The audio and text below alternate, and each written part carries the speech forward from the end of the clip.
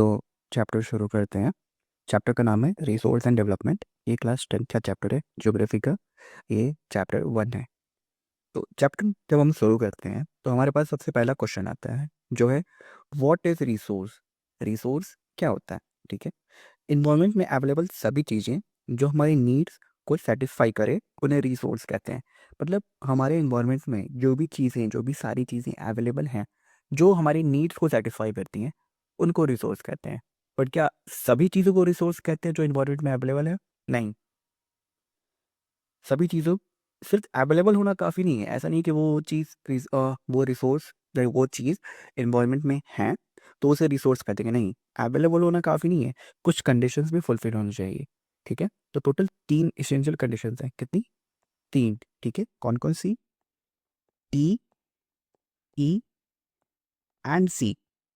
You can pronounce it tech. ठीक है, so basically 3 essential condition है। पहला है कि वो चीज़ें टेक्नोलॉजिकली एक्सेसिबल होनी चाहिए। ठीक है, दूसरा है कि इकोनॉमिकली फीजिबल होनी चाहिए, और तीसरा कल्चरली एक्सेप्टेबल होनी चाहिए। टेक्नोलॉजिकली एक्सेसिबल का मतलब क्या है कि जो हमारे पास उस चीज़ को यूज करने के लिए टेक्नोलॉजी अवेलेबल हो, उस चीज़ को एक्सट्रैक्ट करने के लिए टेक्नोलॉजी अवेलेबल हो। जैसे ऐसे समझो, जैसे पानी है, समुद्र का पानी है, सी वाटर। ठीक है, हमारे पास पानी बहुत है, बट वो पानी कैसा है? वो खारा पानी है। कैसा पानी है?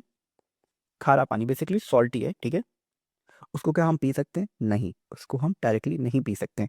बट क्या हमारे पास टेक्नोलॉजी है कि उस खारे पानी को हम मीठा पानी बना के पिएं, या उस खारे पानी को हम पीने लायक बना सके? है, बट उस लेवल पे नहीं है, बहुत महंगी पड़ती है। तो हम ये कह सकते हैं, ये जो सी वाटर जो रिसोर्स है, रिसोर्स तो हमारे पास है, बट वो क्या वो टेक्नोलॉजिकली एक्सेसिबल है? नहीं, वो नहीं है।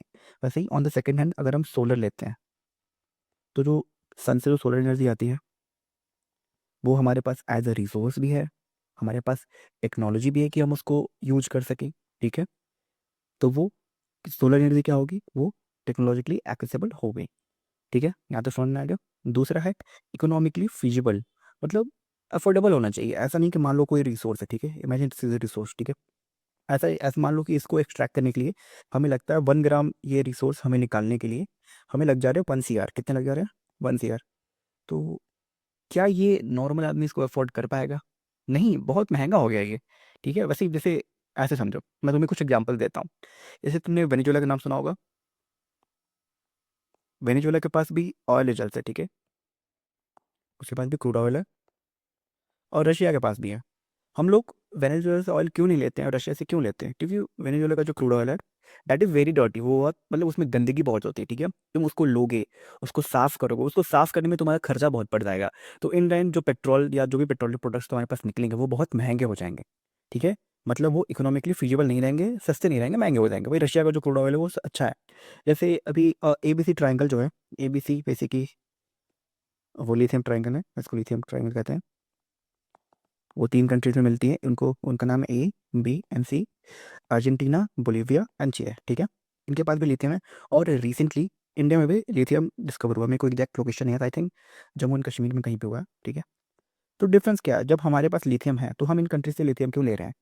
क्योंकि इनके पास जो लिथियम है वो ईजिली मिल सकता है, ईजिली निकल जाता है, उसको एक्सट्रैक्ट करने में ज़्यादा पैसे नहीं लगते। बट हमारे पास जो लिथियम है उसको एक्सट्रैक्ट करने में ज़्यादा पैसे लगेंगे। अभी हमें एग्जैक्ट रिजर्व्स के बारे में भी नहीं पता है कितने हैं। ठीक है, मतलब कहने का मतलब मोटा मोटा ये है कि चीज़ें जो रिसोर्सेज हैं वो इकोनॉमिकली भी फीजिबल होनी चाहिए, मतलब सस्ती होनी चाहिए। ऐसा नहीं है कि बहुत ज़्यादा पैसा उसमें लग जाएगा। थर्ड इज कल्चरली एक्सेप्टेबल, मतलब सोसाइटी अलाउ करे कि भाई नहीं, तुम इसको रिसोर्स यूज कर सकते हो। ठीक है, तो हमारे पास 3 कंडीशंस हो गए किसी भी चीज़ को रिसोर्स करने कहने के लिए। पहला हो गया टेक्नोलॉजिकली एक्सेसिबल, दूसरा हो गया इकोनॉमिकली फीजिबल, एंड तीसरा हो गया कल्चरली एक्सेप्टेबल। ठीक है, so what is resource now?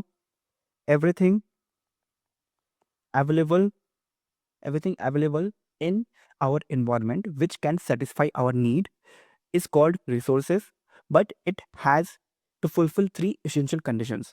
What are those essential conditions? They are tech, TEC। T से टेक्नोलॉजिकली एक्सेसिबल होना चाहिए, E से इकोनॉमिकली फीजिबल होना चाहिए, और C से कल्चरली एक्सेप्टेबल होना चाहिए। ठीक है, चलो